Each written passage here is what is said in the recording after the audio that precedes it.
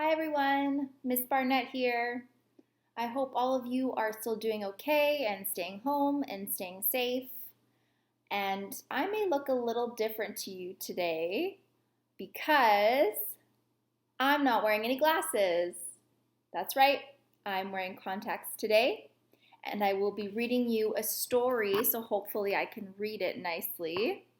It is called Good Morning Canada, written by Andrea Lynn Beck.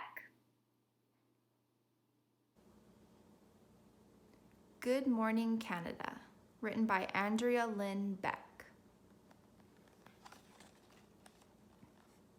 Canada has oceans on three sides: the Atlantic on the east, the Pacific on the west, and way up to the north, the Arctic Ocean. That gives Canada the longest coastline in the world. Our southern border includes the Great Lakes, which makes up the largest body of fresh water on Earth. Morning has come to my home by the sea. I'm down by the shore. Over here, that's me.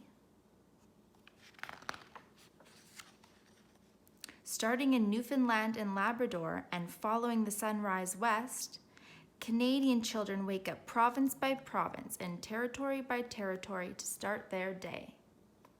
From east to west, it is 5,514 kilometers across Canada.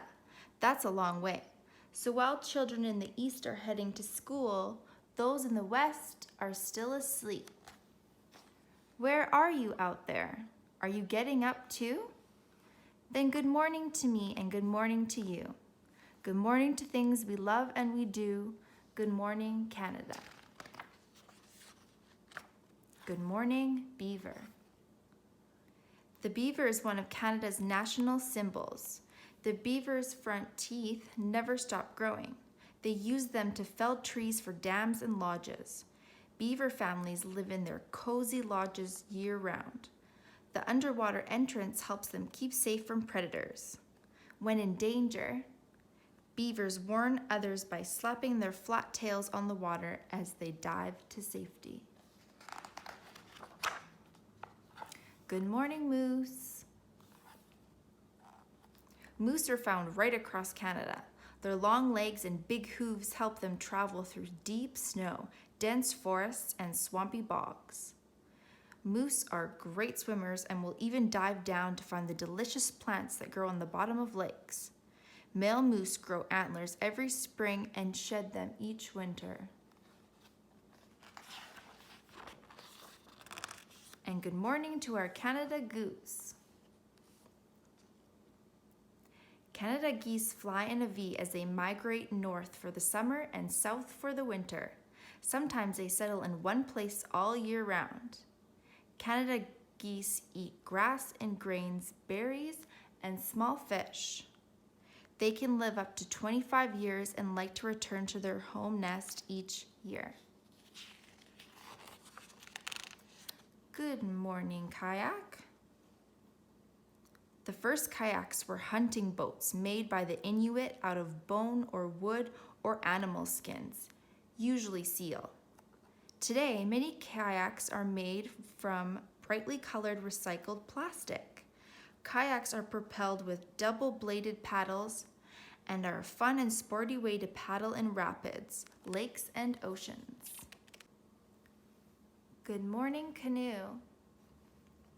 Before there were roads and railways in Canada, people used canoes to travel by river. The first canoes were built from wood and bark by Indigenous peoples. Canoes were made in many sizes and used to transport passengers and goods from place to place. Today, canoes are still enjoyed for camping and paddling fun. Good morning, Loonie and Toonie too.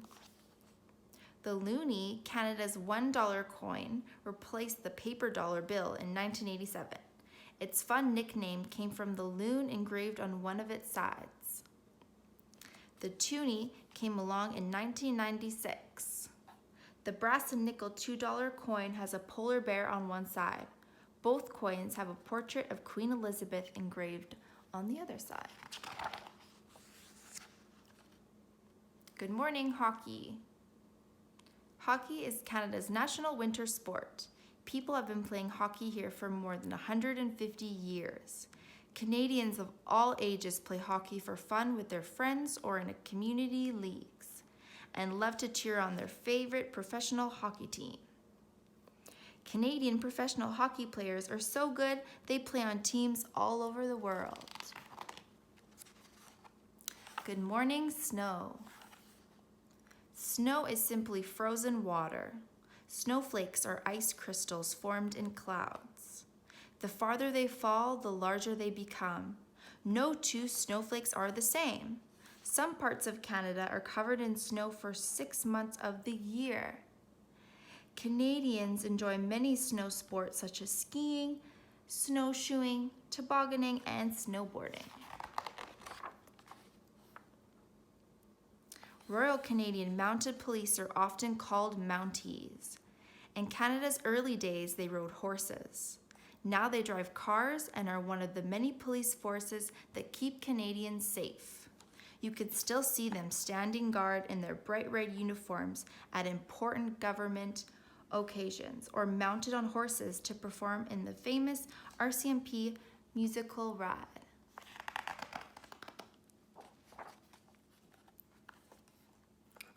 The maple leaf is a symbol of Canada. The tall, strong maple tree reflects our country's strength, and its leaf is featured on our bold red and white flag. Maple trees are common in eastern Canada, and each spring maple forests provide sap that makes a favorite Canadian treat, maple syrup. Good morning, maples. Most of the world's maple syrup comes from Quebec.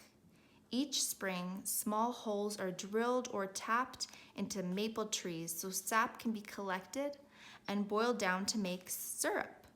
It takes 40 liters of sap to make 1 liter of delicious syrup. The best sap comes from the sugar maple tree. And syrup sweet. Wheat is a type of grass. Its grains are used to make flour and other food products. In Canada, wheat is an important crop for ourselves and to sell to other countries. It is grown mostly in the prairie provinces, Manitoba, Saskatchewan, and Alberta. Saskatchewan is nicknamed the breadbasket of Canada. Good morning to our fields of wheat. Good morning, Canada. And there's Andrea Lynn Beck, the author. The end. So that was our story for today. I hope you enjoyed it, and I hope you learned a thing or two about Canada that maybe you didn't know before. That is our story. And also, the author has a few other books that she's written. Good Night, Canada, Thank You, Canada, and I Am Canada, if you want to explore those some more. Okay, well, that's all for today. Until we meet again. Bye, everyone.